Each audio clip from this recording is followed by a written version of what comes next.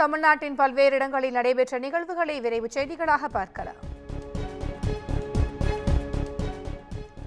வருகிற 9ஆம் தேதி அதிமுக மாவட்ட செயலாளர்கள் கூட்டம் நடைபெறும் என அறிவிக்கப்பட்டுள்ளது.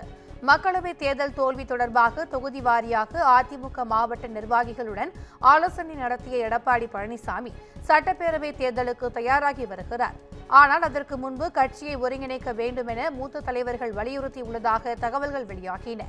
இந்த நிலையில் அதிமுக மாவட்ட செயலாளர்கள் கூட்டம் வருகிற 9ஆம் தேதி நடைபெறும் என எடப்பாடி பழனிசாமி அறிவித்திருக்கிறார். இந்த கூட்டத்தில் கட்சியை ஒருங்கிணைப்பது, மக்களவைத் தேர்தல் தோல்விக்கான காரணங்கள் குறித்து ஆராய்வது உள்ளிட்டவைகள் தொடர்பாக எடப்பாடி பழனிசாமி ஆலோசிக்க இருப்பதாக தகவல்கள் தெரிவிக்கின்றன.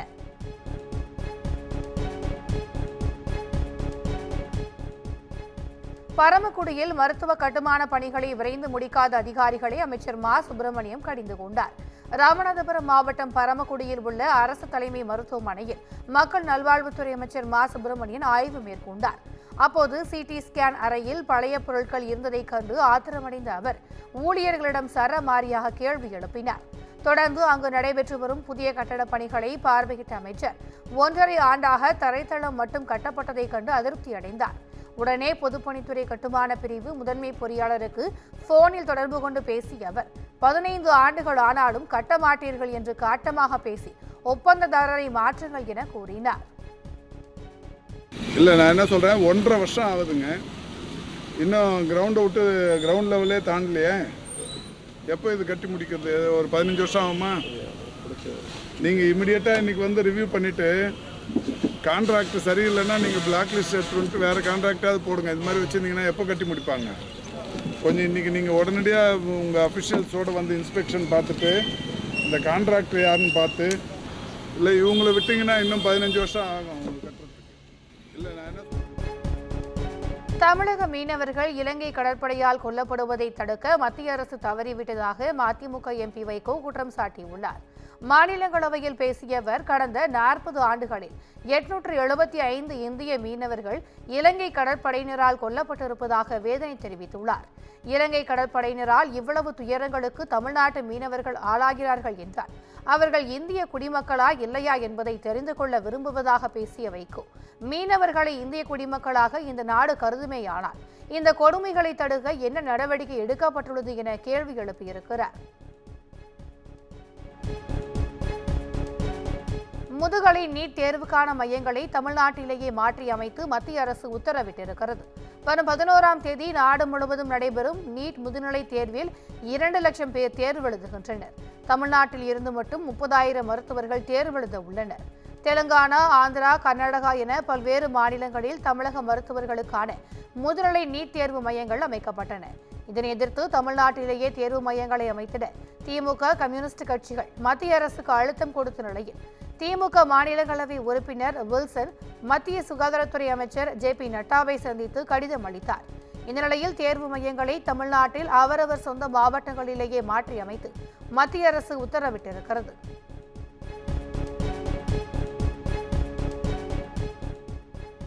காவல் உதவி ஆய்வாளரால் அவமானப்படுத்தப்பட்ட காவல் நிலையம் முன் தீக்குளித்து தற்கொலை செய்த இளைஞரின் தாய்க்கு 10,70,000 ரூபாய் இழப்பீடு வழங்க தமிழக அரசுக்கு சென்னை உயர்நீதிமன்றம் உத்தரவிட்டிருக்கிறது.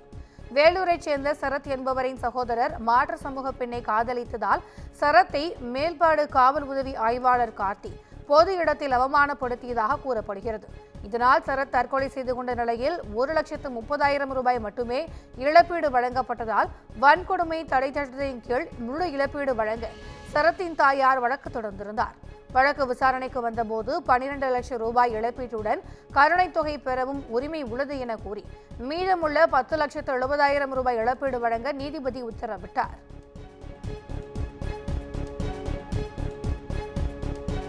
சென்னை தலைமைச் செயலகத்திற்கு தமிழ்நாடு டிஜிபி சங்கர் ஜிவால் பெயரில் வந்த போலி வெடிகுண்டு மிரட்டல் தொடர்பாக வழக்கு பதிவு செய்யப்பட்டுள்ளது. சென்னை மடிப்பாக்கத்தில் உள்ள ஒரு தனியார் பள்ளி, மவுண்ட் ராணுவ பள்ளி மற்றும் தலைமைச் செயலகத்திற்கு இமெயில் மூலமாக வெடிகுண்டு மிரட்டல் விடுக்கப்பட்டது. பட்டினப்பாக்கம் செட்டிநாடு வித்யாசிரம் பள்ளிக்கும் மிரட்டல் வந்துள்ளது. டிஜிபி சங்கர் ஜிவால் பெயரில் போலியாக இமெயில் அனுப்பி வெடிகுண்டு வைத்திருப்பதாக மிரட்டல் வந்தது போலீசார் விசாரணையில் தெரிய வந்திருக்கிறது. இத்தொடர்பான புகாரின் பேரில் வழக்கு பதிவு செய்த சென்னை மத்திய குற்றப்பிரிவு போலீசார், கிரைம் போலீசார் மற்றும் பட்டினப்பாக்கம் போலீசார் விசாரணை நடத்தி வருகின்றனர்.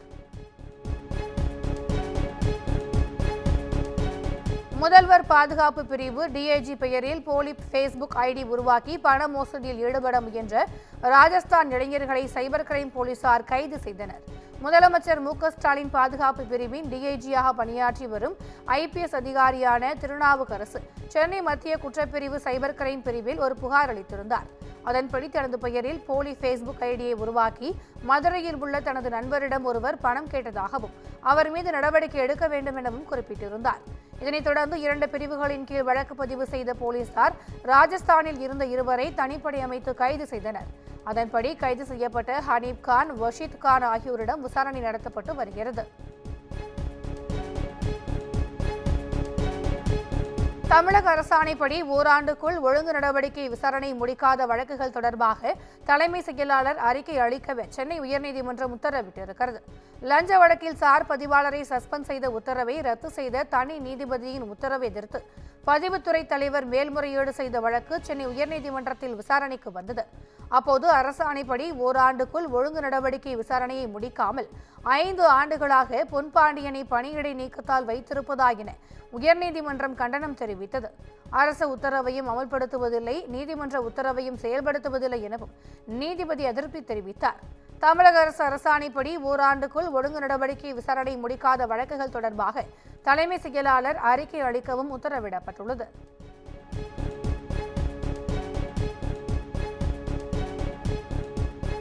திருவள்ளூர் மாவட்டம் பழவேற்காடு கடலுக்குள் மீனவர்களிடையே நடந்த தாக்குதல் தொடர்பாக புதுச்சேரியை சேர்ந்த 10 மீனவர்கள் மீது 3 பிரிவுகளின் கீழ் போலீசார் வழக்கு பதிவு செய்திருக்கின்றனர். தடை செய்யப்பட்ட வலைகளை பயன்படுத்தி மீன்பிடிக்க முயன்ற வெளிமாவட்ட மீனவர்களின் விசைப்படகினை பழவேற்காடு மீனவர்கள் கடலுக்குள் சுற்றி வளைத்து தட்டி கேட்டபோது மோதல் ஏற்பட்டது. இதில் லோகேஷ், பிரதாப் ஆகிய 2 மீனவர்கள் காயமடைந்தனர். சிகிச்சையில் இருக்கும் அவர்களை பொன்னேரி காங்கிரஸ் எம்எல்ஏ துரை சந்திரசேகர் நேரில் சந்தித்து ஆறுதல் கூறினார். இதனிடையே தாக்குதலை கண்டிக்கும் வகையில் பழவேற்காடு மீனவர்கள் யாரும் இன்று மீன்பிடிக்க செல்லவில்லை.